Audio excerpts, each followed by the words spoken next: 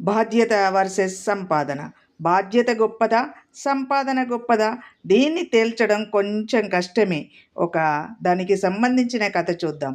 బాధ్యతతో కూడిన సంపాదన నిజమైన సంపాదన. ఒక చిన్న పల్లెటూరులో రమేష్ అనే యువకుడు ఉండేవాడు. అతను చదువు పూర్తి చేశాడు, కానీ ఉద్యోగం మాత్రం రాలేదు. ఇంట్లోనే ఖాళీగా ఉండేవాడు. రోజు ఉదయం లేచి ఏదో ఒకటి చేయాలని ప్రయత్నం చేసేవాడు. కానీ ప్రతిసారి రేపు చూస్తాం అనే మాటలతోనే తిరిగి వచ్చేవాడు. ఇక ఇంట్లో పరిస్థితి బాగాలేదు. అమ్మ అనారోగ్యం, నాన్న వృద్ధాప్యం, ఇంటి ఖర్చులు అన్నీ కష్టంగా మారాయి. అదే ఊరిలో మహేష్ అనే మరో యువకుడు ఉండేవాడు. అతనికి మంచి ఉద్యోగం ఉంది, మంచి జీతం కూడా ఉంది. కానీ ఒక సమస్య, అతనికి బాధ్యత అనే భావనే లేదు. డబ్బు సంపాదించేవాడు, కానీ ఆ డబ్బు మొత్తం ఫ్రెండ్స్ పార్టీలకు ఖర్చు చేసేవాడు. ఇంటిని పట్టించుకునేవాడే కాదు, డబ్బుందనే గర్వంతో తిరిగేవాడు.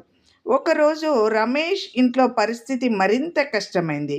అమ్మకి మందులు కొనడానికి డబ్బు కూడా లేదు. అప్పుడు రమేష్ ఒక నిర్ణయం తీసుకున్నాడు. ఏ పని చిన్నది కాదు అని. అతను దగ్గరలో ఉన్న మార్కెట్లో కూలి పనికి వెళ్ళాడు. రోజుకు తక్కువ డబ్బే వచ్చినా అతను ఆ డబ్బుతో ఇంటి అవసరాలు తీర్చడం మొదలుపెట్టాడు. దానితో వారి ఇంట్లో ఆనందం మళ్ళీ మొదలైంది. ఇదే సమయంలో మహేష్ జీవితం ఘోరంగా కూలిపోవడం ప్రారంభమైంది. డబ్బు ఉన్నా దాన్ని జాగ్రత్తగా ఉపయోగించలేదు. ఒకరోజు అతను అప్పుల్లో కూరుకుపోయాడు. ఫ్రెండ్స్ కూడా దూరమయ్యారు. ఇంట్లో వాళ్ళు కూడా అతనిపై నమ్మకం కోల్పోయారు. అప్పుడు అతనికి అర్థమైంది, డబ్బు సంపాదించడం సరిపోదు, బాధ్యతగా జీవించడం ముఖ్యమని. కొన్ని నెలల తర్వాత రమేష్ తన కష్టంతో చిన్న వ్యాపారం మొదలుపెట్టాడు. ఆ వ్యాపారం క్రమంగా పెరిగింది.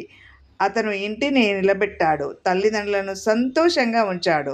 మహేష్ మాత్రం తన తప్పులు గుర్తించి మళ్ళీ కొత్తగా జీవితం మొదలుపెట్టడానికి ప్రయత్నించాడు. సంపాదన లేకపోవడం సమస్య కాదు, బాధ్యత లేకపోవడం పెద్ద సమస్య. డబ్బు ఎప్పుడైనా వస్తుంది, ఏ పని చేసినా వస్తుంది. కానీ బాధ్యత లేకపోతే జీవితం అస్తవ్యస్తమవుతుంది. ఒక్క సంపాదన మాత్రమే మనిషిని నిలబెట్టదు, బాధ్యతతో కూడిన సంపాదనే మనిషిని నిలబెడుతుంది. బాధ్యత ముఖ్యం. ఈ వీడియో మీకు నచ్చితే లైక్ చేయండి, సబ్స్క్రైబ్ చేయండి, మరిచిపోకండి. Thank you for watching.